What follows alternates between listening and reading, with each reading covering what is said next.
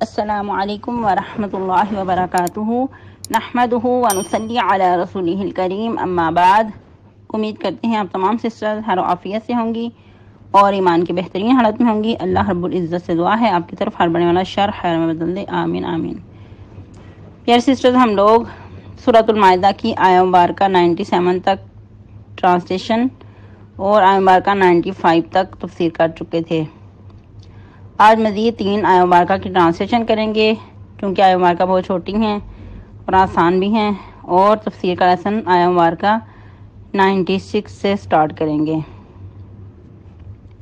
تو یہ lesson start کرتے ہیں۔ آپ لوگوں نے اچھے سے یاد کرنا ہے اور سنانا بھی ہے، اور لیسن بہت تھوڑا دینے کی کوشش کی جائے گی، کیونکہ آپ لوگوں کا فرائیڈے کو 5 پاروں کا گرینڈ ٹیسٹ ہے۔ امید ہے کہ آپ لوگ یہ تیاری کر رہے ہوں گے۔ اگر کسی بہن کو کوئی مسئلہ ہے، مزید آپ ان کو ڈیٹ چاہیے تو مجھے پرسنل میں بتا دیجیے گا، لیکن ایسا نہ ہو کہ آپ لوگ اس دن کہیں کہ ہم لوگوں سے تیاری نہیں ہو سکی، ہم لوگ ٹیسٹ نہیں دیں گے، تو پھر کسی کو بھی کوئی مارجن نہیں دیا جائے گا، کوئی کسی کی لاجک نہیں سنی جائے گی۔ تو پھر سے ایک دو ریمائنڈر کہ اچھے سے تیاری کیجیے گا۔ جیسا کہ 5 پاروں کا گرینڈ ٹیسٹ ہے، تو لینتھی بھی ہو سکتا ہے اور ٹف بھی ہو سکتا ہے۔ ہر طرح سے اپنے ہتھیار مضبوط رکھیے گا۔ اللہ رب العزت آپ کا حامی ناصر ہو، آمین۔ رب اشرح لی صدری ویسر لی امری واحلل عقدۃ من لسانی یفقہوا قولی۔ اللہم بارک لنا فی اوقاتنا، اللہم فقہنا فی الدین، اللہم انی اسألک الہدی والتقی والعفاف والغنی، اللہم الہمنی رشدی واعذنی من شر نفسی۔ اعوذ باللہ من الشیطان الرجیم، بسم اللہ الرحمن الرحیم۔ اعلموا ان اللہ شدید العقاب وان اللہ غفور رحیم، ما علی الرسول الا البلاغ واللہ یعلم ما تبدون وما تکتمون۔ قل لا يستوي الخبيث والطيب ولو أعجبك كثرة الخبيث فاتقوا الله يا أولي الألباب لعلكم تفلحون۔ ٹرانسلیشن: اعلموا، جان رکھو، ان اللہ، بے شک اللہ تعالیٰ، شدید العقاب، سخت عذاب کرنے والا ہے، وان اللہ غفور رحیم، اور بے شک اللہ تعالیٰ بہت زیادہ بخشنے والے، نہایت رحم کرنے والے ہیں۔ ما علی الرسول، نہیں ہے رسول صلی اللہ علیہ وسلم کے ذمے، الا البلاغ، مگر پہنچا دینا، واللہ یعلم ما تبدون وما تکتمون، اور اللہ تعالیٰ خوب جانتا ہے جو تم چھپاتے ہو، جو تم ظاہر کرتے ہو، جو تم چھپاتے ہو۔ قل لا یستوی الخبیث والطیب، کہہ دیجئے نہیں برابر ناپاک اور پاک۔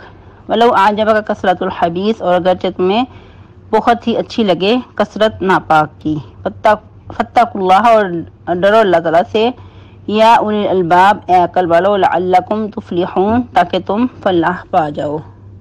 تفسیر آیہ مبارکہ 96 سے۔ احل لکم صید البحر وطعامہ متاعا لکم وللسیارہ وحرم علیکم صید البر ما دمتم حرما واتقوا اللہ الذی الیہ تحشرون۔ اللہ رب العزت فرما رہے ہیں، تم پر سمندر کا شکار اور اس کا کھانا حلال ہے، یہ فائدہ ہے تمہارے لیے اور مسافروں کے لیے، اور حرام ہے تم پر شکار خشکی کا جب تم احرام کی حالت میں ہو، اور اللہ سے ڈرتے رہو، وہ پاک ذات کے جس کی طرف تم اکٹھے کیے جاؤ گے۔ جیسا کہ ہم لوگ کل کے لیسن میں پڑھ چکے کہ اللہ رب العزت نے ایمان والوں کو مخاطب کر کے فرمایا ہے، اے ایمان والو، لا تقتلوا الصید، جب تم احرام کی حالت میں ہو تو شکار نہ مارو۔ پھر اس کے بارے میں کفارہ بتایا گیا کہ اگر اس کو کوئی جان بوجھ کر شکار کر لیتا ہے تو اس کا کتنا کفارہ ہے۔ تو اس میں پھر جو مجھے یاد رہ گیا آپ لوگوں کا سوال کہ یہ کیسے ہوگا، تو تھوڑی دیر وضاحت کر دوں کہ جیسا کہ جو انسان شکار کر لیتا ہے تو اس کے کفارے میں اسی کے برابر، ایک مثال، اگر کسی نے کسی ہرن کو شکار کیا ہے تو اس کے برابر بکرا لے کر اس کو ذبح کر کے تو حرم مکی میں ہی خانہ کعبہ کے جو گرد مساکین ہوں گے ان کے درمیان بانٹ دینا ہوگا، اور یاد رہے کہ اس میں سے انسان خود نہیں کھا سکتا۔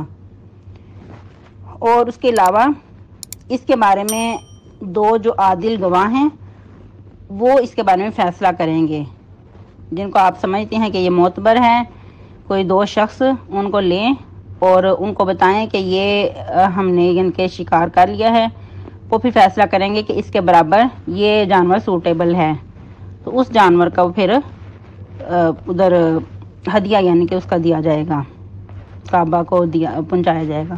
اور یاد رہے کہ یہ جو اس کا کفارہ ہے وہ کعبہ کے گرد ہی ادا کرنا ہوگا۔ اس کے بعد پھر کیا ہے، جو دوسری سچویشن ہے، یا پھر اس کے برابر جو جانور شکار کیا گیا ہے اس کی قیمت کے برابر غلہ لے کر مساکین کے درمیان بانٹا جائے گا، اناج لے کر یا غلہ جو بھی۔ تو اگر یہ بھی پاسبل نہیں ہے، کوئی اتنا ہی یعنی کہ اتنی ساتھ نہیں رکھتا، نہ تو خرید سکتا ہے، نہ اس کے علاوہ مساکین کے درمیان غلہ لے کر بانٹ سکتا ہے، پھر اس کی قیمت کے برابر اتنے روزے رکھے۔ اور یہ بھی یاد رہے کہ جو روزے ہیں وہ خود رکھے گا، جس سے یہ غلطی ہوئی ہے، شکار اس نے حالت احرام میں شکار مارا ہے، شکار کیا ہے، جانور کو مارا ہے، تو یہ روزے وہ خود رکھے گا۔ اور پھر اس کے بارے میں مفسرین نے جو مزید وضاحت کی ہے کہ ہر 1 کلو کے بدلے میں 1 روزہ رکھے، یعنی کہ جتنا وہ اس کی قیمت بنتی ہے اتنے کلو اناج کا حساب لگا کر اتنے روزے اس کے برابر رکھے جائیں۔ اس میں مزید جو وضاحت مفسرین نے لی ہے، اس سے اخذ کیا ہے کہ جو نبی صلی اللہ علیہ وسلم نے کعب بن عجرہ کو جب ان کے بالوں میں بہت تکلیف تھی جوؤں کی وجہ سے، ان کو جو مسائل پیش تھے، تو آپ صلی اللہ علیہ وسلم نے کیا فرمایا کہ اپنے بال منڈا دو، اپنے سر منڈا دو اور بال اتروا کر اس کے بدلے میں تم یہ کفارہ ادا کر دو، 1 بکری یا پھر روزے یا پھر جو اناج بانٹنا تھا۔ تو اس سے انہوں نے ریلیٹ کرتے ہوئے اس کی بھی ادائیگی کی جائے گی۔ مختصر آپ کے سوال کا جواب جو مجھے یاد رہ گیا، اگر مزید کنفیوژن ہو تو ضرور پوچھ لیجئے گا۔ تو آج کے لیسن میں اللہ رب العزت نے جو اسلام کی رخصتیں ہیں وہ بیان فرما رہے ہیں کہ تمہارے لیے جو جنگل کا خشکی کا جانور ہے شکار کرنا وہ تو حرام ہے احرام کی حالت میں، اور یاد رہے کہ جو احرام والا ہوتا ہے اس کو محرم کہا جاتا ہے۔ پہلے بھی بارہا اس بات کی وضاحت کی گئی، تو پھر ایک بہن اس کو محرم پڑھ رہی تھیں، تو محرم ورڈ ہوگا۔ تو محرم کے لیے خشکی کا شکار حرام ہے، لیکن سمندر کا جو شکار ہے وہ حلال ہے۔ اللہ رب العزت کیا فرما رہے ہیں، احل لکم صید البحر وطعامہ، حلال ہے تمہارے لیے سمندر کا شکار۔ اور ادھر سمندر سے مراد صرف سمندر ہی نہیں، وہ دریا بھی ہو سکتا ہے، کوئی جھیل، کوئی حوض وغیرہ بھی ہو سکتا ہے، البتہ کہ جو بھی پانی کا جانور ہے وہ حلال ہے۔ اور اس سے مراد، پانی کے جانور سے مراد ہر وہ جانور نہیں ہو سکتا، جیسے کہ کچھ اور جانور بھی ہوتے ہیں، جیسے مرغابی بھی پانی میں رہتی ہے، یا جیسے الغرض اور بھی بہت سارے پرندے اور جانور ہیں کہ پانی میں رہنا پسند کرتے ہیں، لیکن اس سے مراد کہ جو جن کا مولد اور مسکن پانی ہی ہو، یعنی کہ ان کی پیدائش بھی ادھر ہو اور ان کا گھر وہ ادھر ہی رہتے ہوں، پانی کے اندر ہی، جیسے کہ مچھلی ہے پانی کے بغیر وہ مر جاتی ہے۔ تو اس طرح جو سمندر کا پانی کا شکار ہے وہ انسان کر سکتا ہے حالت احرام میں۔ پھر مزید یہ کہ صید البحر سے مراد کہ شکار کیا بھی جا سکتا ہے وطعامہ، اور اس کو کھایا بھی جا سکتا ہے۔ اور اگر مزید اس کی تفسیر دیکھیں تو جو شکار یعنی کہ اس کے علاوہ بھی اگر بعض اوقات کیا ہوتا ہے کہ سمندر جانور کو مرے ہوئے کو باہر پھینک دیتا ہے، یا بعض اوقات کنارے پہ آ جاتی ہیں، ساحل پہ آ جاتی ہیں مچھلیاں اور وہ مر جاتی ہیں، تڑپ تڑپ کے مر جاتی ہیں، تو ایسا بھی شکار اٹھا کے انسان کھا بھی سکتا ہے، اور اس کے شکار کرنے میں بھی کوئی حرج نہیں ہے۔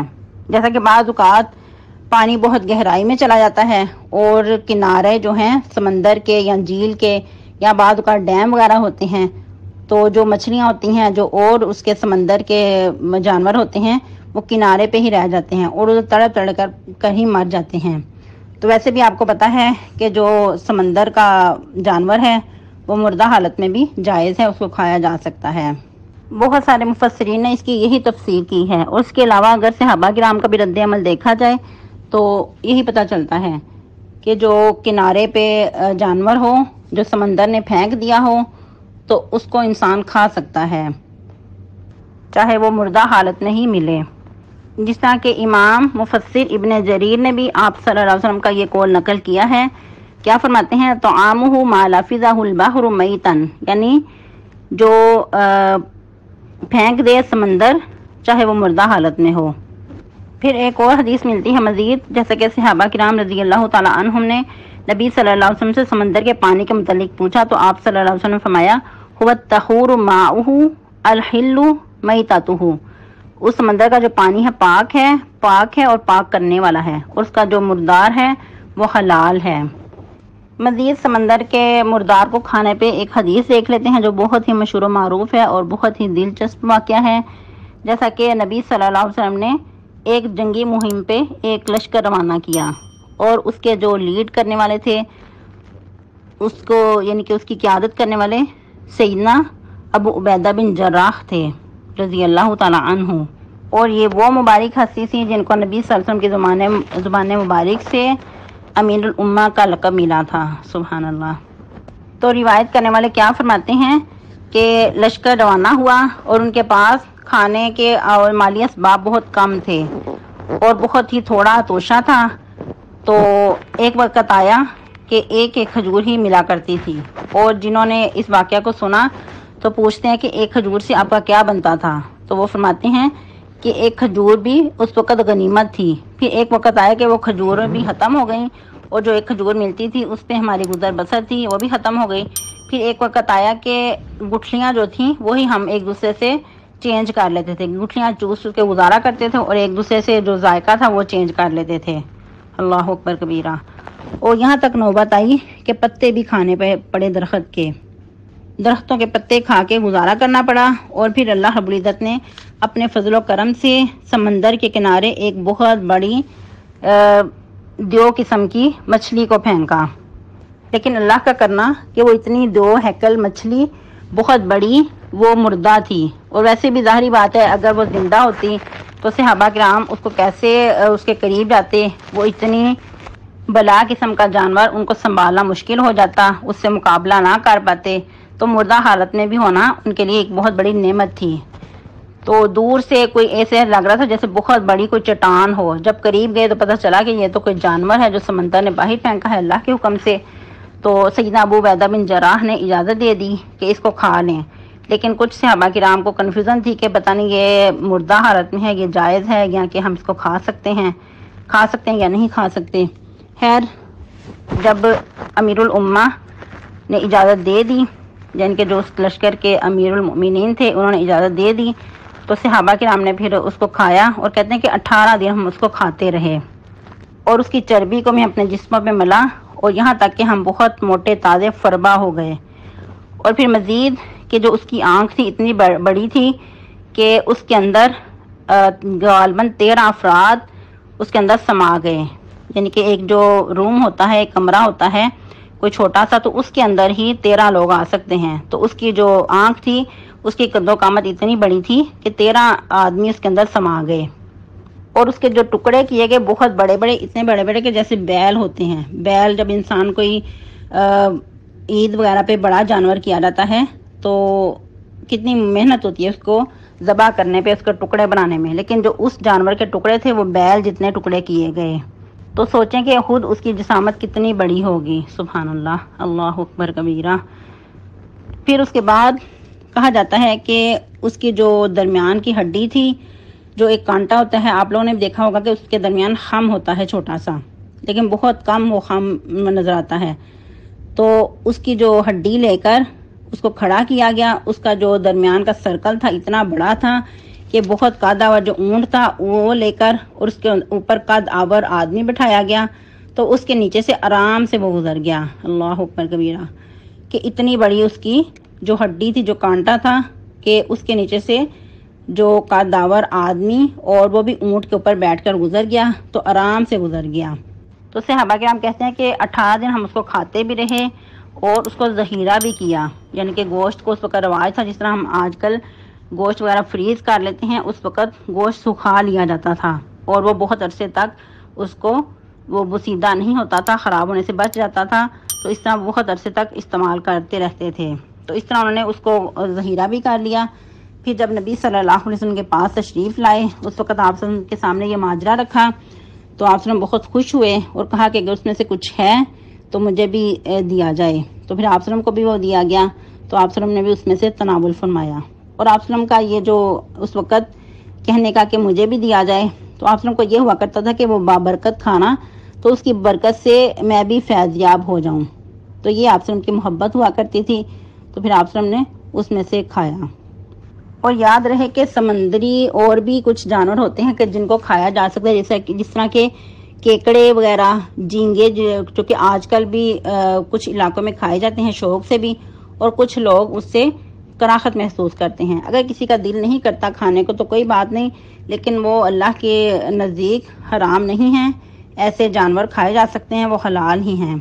پھر مزید اللہ رب العزت کیا فرما رہے ہیں؟ متاع لکم وللسیارہ، فائدہ ہے تمہارے لیے بھی اور مسافروں کے لیے بھی۔ اس سے کیا مراد کہ جو وہاں کے آس پاس کے لوگ ہیں ان کے لیے بھی اس میں فائدہ ہے۔ کیوں اس کی اجازت دی گئی؟ کہ اس سے فائدہ اٹھائیں، اور جو مسافر ہیں، باہر سے آنے والے لوگ ہیں، ان کے لیے بھی اس میں فائدے ہیں، اس لیے اس کو حلال کر دیا گیا جو سمندر کا شکار ہے۔ پھر مزید وضاحت کی گئی تاکید کے لیے، وَحُرِّمَ عَلَيْكُمْ صَيْدُ الْبَرِّ مَا دُمْتُمْ حُرُمًا، اور تم پر حرام ہے شکار خشکی کا جب تک تم احرام کی حالت میں ہو، یعنی کہ احرام میں رہ کر اس کی پابندیاں ہوں گی، جو ہی احرام کھولو گے تو اس کی پابندیوں سے آزاد ہو جاؤ گے۔ اور احرام پھر کیوں وضاحت کی گئی؟ کیونکہ جب انسان عمرے کے لیے جاتا ہے تو تھوڑے ٹائم کے لیے احرام کی حالت میں ہوتا ہے، لیکن جب حج کے لیے جاتا ہے تو کچھ دن احرام کی حالت میں رہتا ہے۔